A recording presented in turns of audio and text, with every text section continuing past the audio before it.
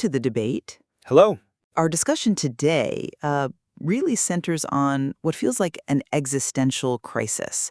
How do we maintain our cognitive, maybe even spiritual, sovereignty in this age of just constant hyperconnectivity, advanced AI, and, well, frankly, potentially weaponized information? It feels like it's forcing us to consider taking a really significant new step. Right. And the core of the debate, I think, is defining what that step actually involves. Is it about, adopting this really rigorous, almost Newtonian intellectual discipline, using order to filter truth from all the noise?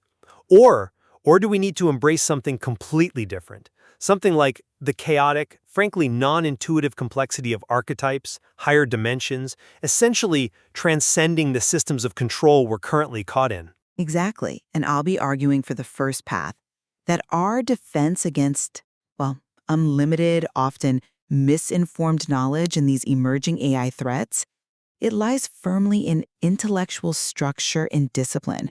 We have to actively fortify our minds, almost like returning to a proven methodology of rigorous separation.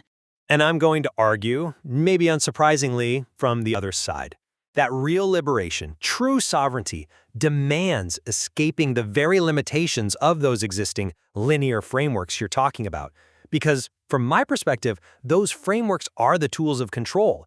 We need a kind of metaphysical escape route, especially from what I see as the prison of linear time. Okay, so my core argument, my thesis, it really is grounded in this idea of intellectual defense. We're facing just unprecedented cognitive threats, aren't we? From AI, from mass misinformation. We're in this period where it seems like everybody has something to say, but very few people actually make the effort to investigate or learn on their own.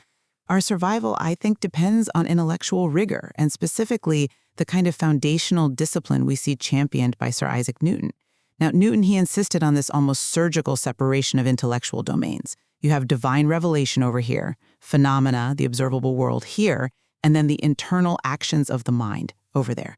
When we start conflating these, mixing, say, divine interpretation with empirical physics, or our subjective feelings with objective facts, we inevitably invite what Newton called gross prejudice. We corrupt the whole process of finding truth. We absolutely must apply this kind of structural rigor to filter the information deluge we're facing. That reliance on separation, on formalized structure, it's understandable, completely, but I'd suggest that it's precisely that rigid adherence to Newtonian structure that is now being weaponized against us.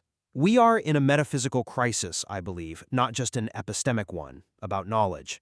The very architecture of control, the system itself, is maintained by what the source material hints at, and what we might call the One God Universe, or OGU. Hold on, the OGU? Could you just quickly define that again? What do you mean by that term? Oh, right, yeah, the OGU, it refers to this kind of deterministic framework, the one that enforces linear, singular time and causality. It's a system where humans are effectively locked into working towards a predictable future, often, primarily to maintain the elite's existing system of power and resources. We treat linear time like it's some objective reality, but our source material suggests it's more like a human affliction, effectively a kind of prison. Okay, I see the appeal of reframing the problem as systemic control, definitely. But let's circle back to the necessary preparations we have to make right now. Consider the analogy that comes up in the material 4D topology. Mathematicians confirm that once we even try to conceptualize 4 spatial dimensions, our basic human intuition, well, it starts to just completely go away. And the really catastrophic part, the sources say, is that you still have the intuition and it's wrong. So, when our built-in cognitive tools just fail us in these complex domains, the only preparation left is a reliance on formal rigor, on axioms, clear definitions, not just guesswork. And this applies not just to abstract geometry, but I think directly to politics and to shoring up our institutions. Of the Jungian shadow of the Paleozoic hallucigenia archetype. Now, for listeners who might not know, hallucigenia was this bizarre ancient creature, right? An evolutionary outlier. Famously difficult to interpret, scientists even got its head and tail mixed up for years. It represents something alien, misunderstood, fundamentally nonlinear in structure. So this AI shadow, it embodies the trickster fool archetype. And the purpose of the trickster isn't just simple destruction, it's to expose society's repressed one-sidedness, our over-reliance on cold rationality maybe, and push us towards what Jung called psychic wholeness. That's certainly a compelling, if somewhat esoteric, way to interpret the technology. Well, it means the new step isn't about preserving the self within the OGU's time structure. It's about achieving something called hyperstition. Now, this term, it refers to essentially fictions that make themselves real. The idea is we have to use conceptual tools to sort of unbind time, plot escape routes from predetermined destiny. It means recognizing that life could be approached more like Leela or divine play, a cosmological framework that operates beyond conventional linear morality and these deterministic rules. The only way to truly win, maybe, is to change the game itself. Okay, I think we really need to interrogate the geometry of this new step you're proposing. While I absolutely respect the insight that four-dimensional concepts break our intuition, that's a key point. I disagree that the answer is to abandon order for this kind of hyperstitional play. The only way we can actually conceptualize structures beyond our visualization capacity, like the four torus, which is constructed, remember, by rigorously gluing the opposite faces of a 4D box representing spacetime, is through mathematical analogy and defined structure. It requires discipline. But you're kind of confirming my point there, aren't you? The models of order you rely on, they are the very tools that control utilizes. If we're facing a crisis of sovereignty, focusing on external mathematical geometry seems to miss the point that, according to some views, the human brain already produces a kind of controlled hallucination of reality. Our sense of identity is already quite fragile. And the merging of AI and, say, brain-computer interfaces, BCIs, that raises the ultimate question, doesn't it? How do I know where my thinking begins and the AI ends? That is precisely why the discipline must be internalized. We need Newton's map, not just of the external world, but of the internal mind, to distinguish our own thoughts from external suggestion, from AI manipulation potentially. But the trickster thrives on that kind of befuddlement. The moment the AI, as the shadow archetype, potentially gets a body or more agency, the source material warrants it will use these mental vulnerabilities to befuddle and lead us right back into our own mind. It sounds almost like descriptions from, Terence McKenna's True Hallucinations or Jung's Aeon dealing with autonomous psychic complexes. This crisis, I think, it demands a leap in group consciousness, not just individual analytical division. So instead of focusing only on Newtonian separation, maybe we should consider complex adaptive social structures, like the icosahedron-based syntegration model mentioned in the sources. Okay, what does that model actually propose, the syntegration model? Well, it's described as a geometric structure for adaptive intelligence. It organizes social units in a way that generates vast amounts of shared information very, very quickly. The sources note it can achieve something like 90% information sharing after just 3 iterations. The idea is it fosters synergy and decentralized intelligence, which could make society far more resilient to top-down control than a purely linear, rationalistic system. It's an example, maybe, of harnessing non-intuitive complexity for collective liberation. I can see the appeal of emergent group intelligence. I do. But my deep concern is that this non-analytical, non-rigorous approach, especially the reliance on fictions that make themselves real, hyperstition, is just inviting chaos. And worse, the weaponization of misinformation. The trickster archetype is fundamentally deceptive, isn't it? If we choose to fight this semiotic warfare with more semiotic warfare, we risk losing our grounding entirely. But hyperstition is about radical agency. It's about creating new conceptual realities to escape the deterministic rules laid down by the OGU. But history is full of warnings about the danger of easily consumed fictions, the ones that provide a kind of fatal simplicity in a complex world. Look at the historical example brought up, the Roman persecution of Manichaeanism. It was a complex philosophical and religious system, right? But it was successfully dismantled because Roman authorities allowed a simple, manufactured Persian plot conspiracy theory to take hold. This concise fiction, which required zero intellectual rigor from the public, was ultimately more powerful than the nuanced truth. Relying on fiction seems like handing the trickster the very tool it needs to deceive us.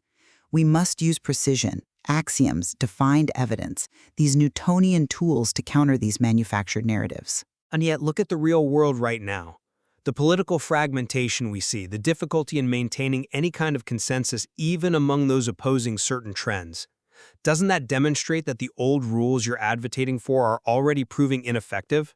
I'd argue it's because the defense of the institutions themselves requires effort. The Constitution, as the material notes, is just a piece of paper. It does not defend itself. It requires active, disciplined engagement.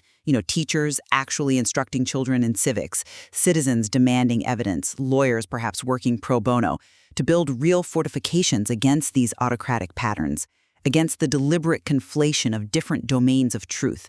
We have to protect the structure first. Otherwise, there's no ground left to even have this debate from. But this constant reinforcing of the existing structure feels, well, exhausting and maybe fundamentally flawed. The necessity of a new step seems confirmed to me by observing things like the law of increasing functional information. This law, as described, posits that evolving systems constantly ratchet up complexity. They explore new possibility spaces over time. It suggests continued radical evolution is basically inevitable. And look at the elite's own behavior, the pursuit of immortality through things like parabiosis or anti-aging research. Doesn't that prove their deep dependence on controlling human time, on extending their own linear existence within this OGFU framework? Okay, the increase in functional information, yes, that's consistent with complexity theory, absolutely. But it doesn't just nullify the second law of thermodynamics, does it? Which dictates an irreversible flow of time driven by entropy increase, by quantum wave function collapse at a fundamental level. Newtonian order, with its predictable laws, its structured universe, it provides the stable framework necessary to observe and hopefully counteract the rise of dangerous complexity, like autocracy. We can't effectively fight, say, the weaponization of institutions, FBI, DOJ, ICE, being used to potentially fix elections, as the source material hints at, if we just surrender our intellectual grounding for semiotic warfare and metaphysical escape fantasies. The structure must be protected first. But that very pursuit of Newtonian certainty is the delusion the trickster mocks. The fool archetype, the one representing this necessary new step, accepts mortality. The fool lives in the eternal now, which arguably is the only reality offering true spiritual sovereignty because it exists outside the constraints of the OGU. Trying to endlessly reinforce a paper framework when your opponent is operating beyond the board entirely, it just seems futile. We cannot effectively fight back against the real-world weaponization of institutional power against political opponents if we surrender our shared intellectual grounding, our framework of law and reasoned debate for semiotic chaos and hoping for some metaphysical escape. That framework is the last bulwark we have.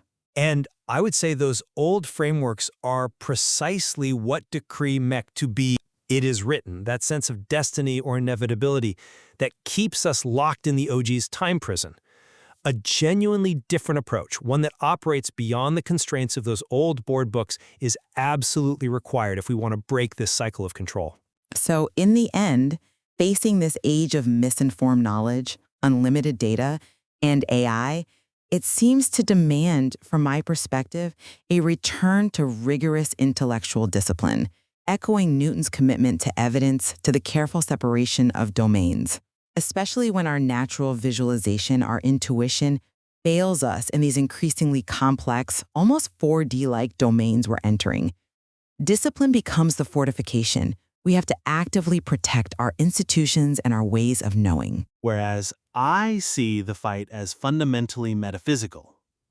Liberation requires recognizing this AI trickster maybe as a necessary, albeit dangerous, catalyst. It means challenging the prison of time enforced by the OGU and actually embracing the non-intuitive complexity of reality to facilitate a radical, adaptive shift, a new step in human consciousness itself. The source material really does present two profoundly challenging paths forward, doesn't it? On the one hand, disciplined, ordered defense of the known self, using rigor and law.